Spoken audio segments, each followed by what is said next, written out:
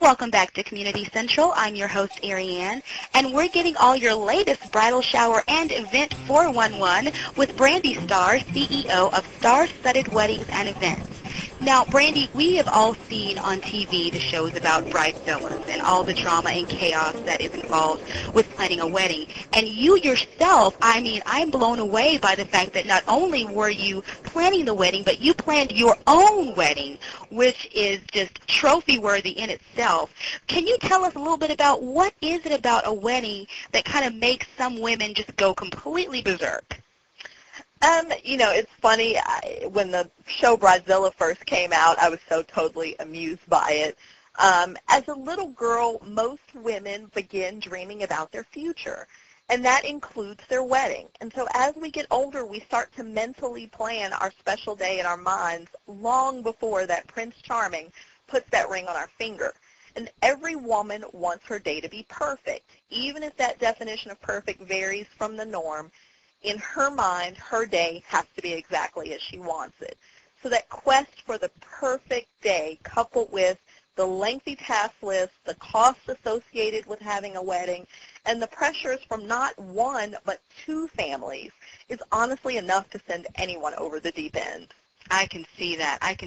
And, I was just saying before, I have some friends who are getting married, and we're kind of in the preparation process for their big day. And I wanted to ask an expert, what can we do if you're part of a wedding party, or if your sister or your cousin or friend is kind of going into that crazy mode, how can we as the wedding party and as a hostess committee and just as friends and family, what can we do just to be the best support system for the bride at that particular time? First and foremost, you have to understand the stress that a bride is under when planning a wedding. And right now, everything is about her. So you have to find, you kind of have to feed the beast, so to speak. Continue to make her feel like a princess. Empathize with whatever it is that she's upset about or stressed about, even if it seems trivial or if you don't agree. And you also have to understand that her lashing out isn't truly directed at you.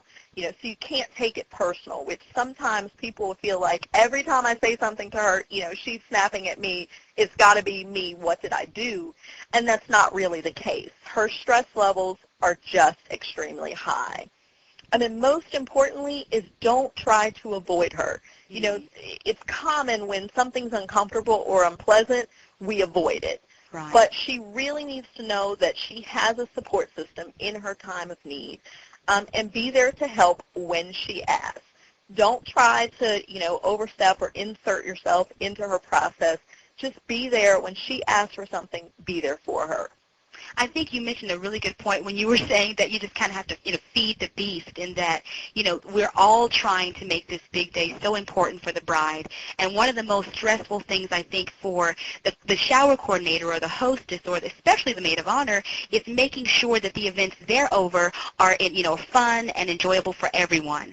And I know that for the shower, the main point is not only for the bride to have a good time, but also for the guests to enjoy themselves as well. Can you tell us about some of the most popular bridal shower games and activities that can go on to kind of make everyone have a good time, including the bride? Okay. One of my favorites is called How Well Does the Bride Know the Groom? The shower hostess will have the groom answer 25 very random questions in advance. Things like, does he put his left shoe on or his right shoe on first? Or what was his first car? And then you have the guests to guess how many of the questions the bride will get right.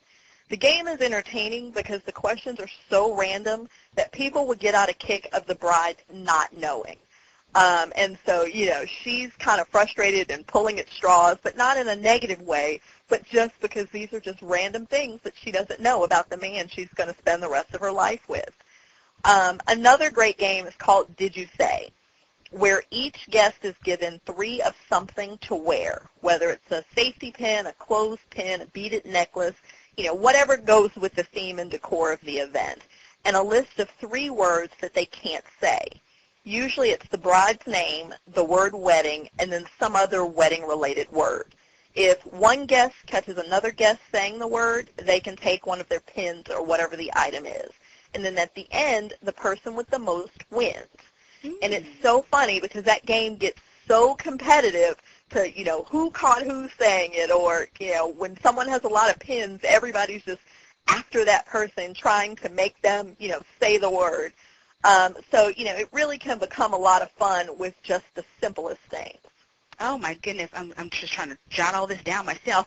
Okay, but I was wanted to ask you because in reference to the shower and planning and getting everything together, I know that planning is key, to producing the event, but also key is money, especially today. I know that money is an issue when planning at any event.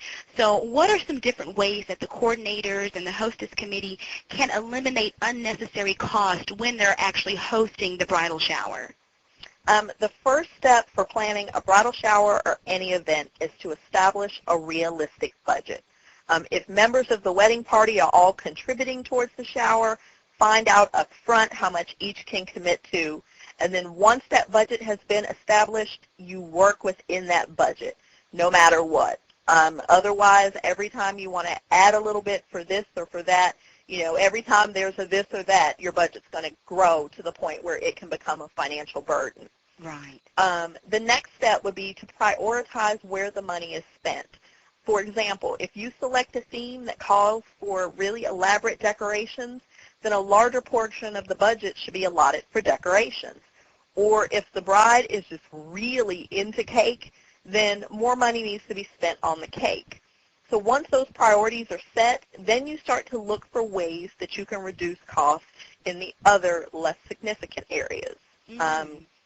And ways to do that is, on the internet, you can always find, good deals, good sales. You can Google coupon codes. You can find locations that have minimal costs, whether it be someone's home or an apartment or subdivision complex clubhouse. You really just start to be strategic and find ways that your event is still nice, but done for less cost. Okay, so basically you just kind of prioritize what's important to the bride, and then those things that are less important, then you can kind of find ways to save on cash. I know that a lot of people are always wanting ways to save on cash, so that's important.